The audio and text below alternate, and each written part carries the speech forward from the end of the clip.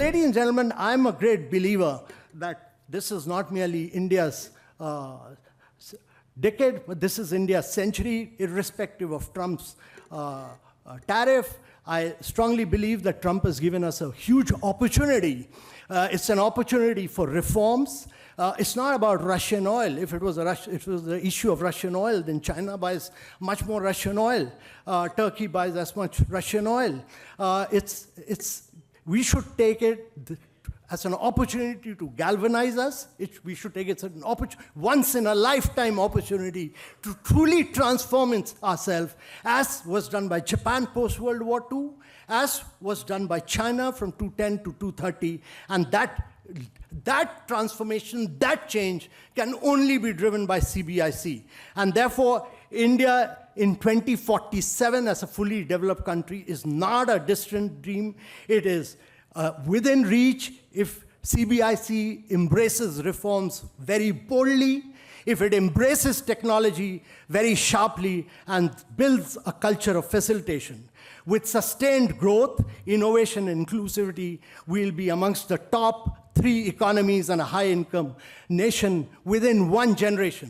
The reason why Trump is doing all this is resorting to tariffs is because United States controls 27% of the global GDP. He controls 27% of the global GDP. He controls 48% of the market capitalization of the world with 4% of the population. With 4% of the population, he does that. Europe's share has fallen from 30% to close to 16%. But United States' share has remained stable, and he's playing with that with tariffs. And therefore, he does this because the United States is a classic case of free enterprise. And it's the free enterprise which has driven America's growth story. And therefore, the government's role has to be to enable, not to crowd, and officers are crucial in creating this enabling environment of enabling private sector to grow and prosper. The post-World War II era of stability has come to an end, number 1. Number 2, the global value chains, the global supply chains which had enabled China, Japan, all to grow, Korea to grow, all have broken down. All have broken down. And therefore, you'll need to build an alternative model of India's growth and development which can only come from efficiency.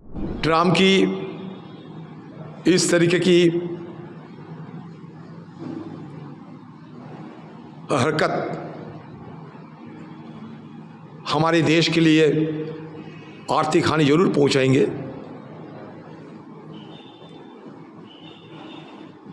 इस तरीके की Trump जी की मतलब अमेरिकी president Trump की बाहुबली हमारे देश की तरफ से बर्दाश्त नहीं किया जाए, यही हमारा मांग रहेगी। और 50% जो शुल्क लागू हो रहे हैं, इसके परिणाम स्वरूप हमारे देश की मान लीजिए टेक्सटाइल, जेम ज्वेलरी, ये तीनों क्षेत्र में हमें भारी नुकसान उठाने पड़ सकते। मैं देश की सरकार को ये मांग रखूंगा कि इसके चलते एक्सपोर्ट इंडस्ट्री में भारी भरकम बुरा असर जरूर होंगे, लेकिन इस हालत में किसी को काम काज धंधा बंद नहीं होना चाहिए और इसके लिए विकल्प कोई रास्ता सरकार अपनाए और इस चुनौती को आमने सामने खड़ा होकर इसका मुकाबला करे, क्योंकि ट्रम्प की ये तानाशाही हम हिंदुस्तानियों ने बिल्कुल बर्दाश्त करने के मूड में नहीं है। प्रधानमंत्री नरेंद्र मोदी जी ने बहुत स्पष्ट कहा है कि किसी भी सूरत में भारत के हितों के साथ समझौता नहीं किया जाएगा।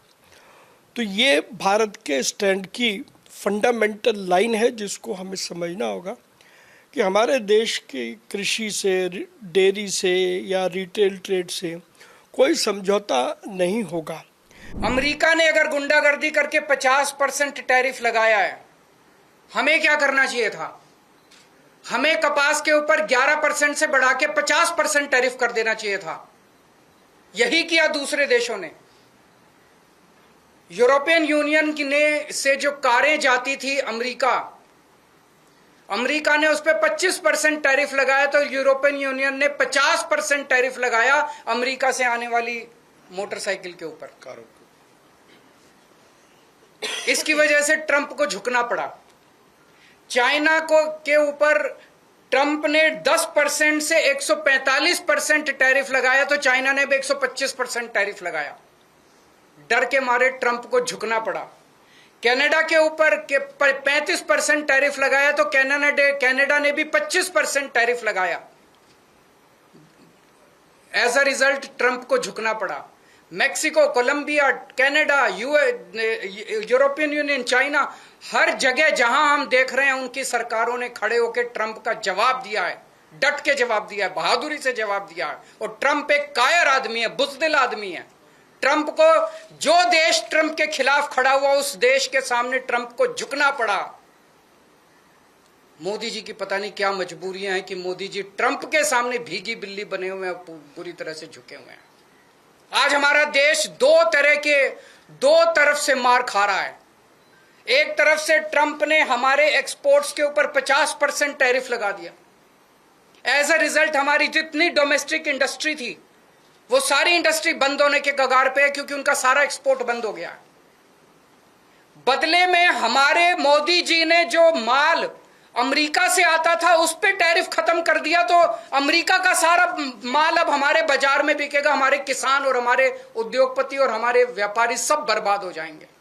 हमें बदले में जितना 50% अगर ट्रंप ने टैरिफ लगाया, हमें बदले में 100% टैरिफ लगा देना चाहिए था। क्या हम कमजोर देश हैं? आज 140 करोड़ लोगों का देश है ये। 140 करोड़ लोग कम नहीं होते, बहुत बड़ी मार्केट है हमारी। कोई भी दुनिया का कोई भी देश भारत से नाराजगी भारत की नाराजगी बर्दाश्त नहीं कर सकता। And I think we also need to look at it from that geopolitical context. So we made our stand clear, and so has the United States. And I have a feeling that eventually this differential, which is there of 25% extra tariffs on India because of buying oil from Russia, is temporary, because it depends on how the war in Ukraine goes, how the settlement happens, how the adjustment with the Chinese takes place going forward, and of course the price differential which happens between Russian oil and the rest of the world. So we have to be patient about it, and I think remarks such as these don't help in resolving the issue. Yes, Russia buys it from India buys it from Russia, processes the oil, because oil, it comes out very rough. It processes it, and then it sells it in the international market. But the whole international market is buying it, including the US. So they should stop. He should put sanctions on the whole market, or say stop all oil from Russia. He should tell OPEC. He's not telling that to OPEC. He's not telling it to Turkey. Turkey is doing the same thing. China is doing the same thing. But they're targeting India. So we need to ask, why are they only targeting India? One, they can't target China because China is as big a bully as they are. They're bullying India, but China has, in their first term, they had these tariffs when in Trump's first term, 2018-19, China started preparing. They knew this is American behavior, and they got the rare earths and took 10 years to make the processing plants for rare earths. And US is desperate for rare earths. They cannot make their chips, their electric vehicles, or anything without it. So China said, we will hold it back. Now, India doesn't have that kind of leverage, and India will suffer on account of tariffs. But we cannot really afford to lower the tariffs on our dairy and agriculture.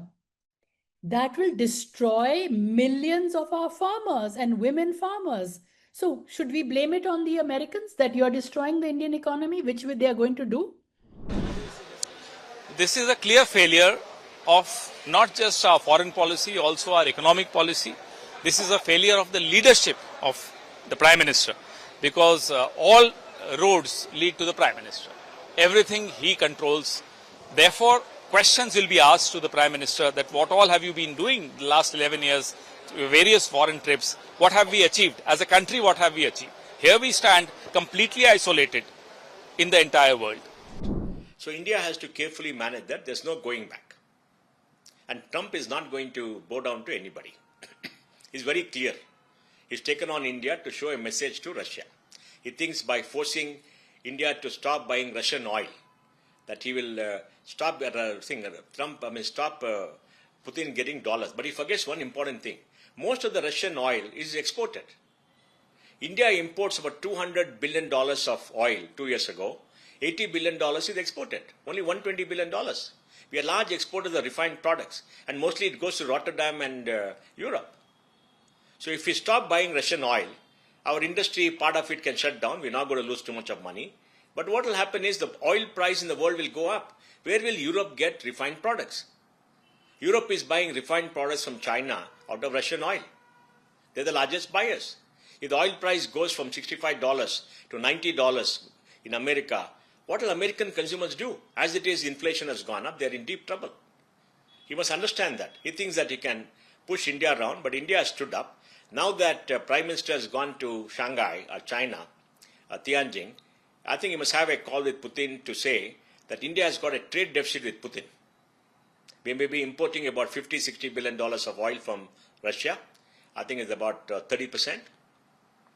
30% of 150, 160 is 50 billion, correct? And we have a trade deficit with Russia because they're not importing. They must say, why don't you buy from us? More of things you buy from us. Then he's gone there to meet President Xi. He must also talk to President Xi and say that let us expand our business. But we have a trade deficit with China, $120 billion. And China is a mercantilist economy. They come and dump. They have no idea of brand and other things. They're the largest producer of solar panels in the world, 3 times world's need. They come and dump steel, they come and dump everything, they destroy every industry. So it's good to have barriers against China because you can't compete with a country which doesn't follow normal business principles, which only comes and dumps. Corporate profits in China have not expanded for the last 10 years. 10 years. That the stock market is down in China. It's not gone up for 10 years, except now it went up a little bit.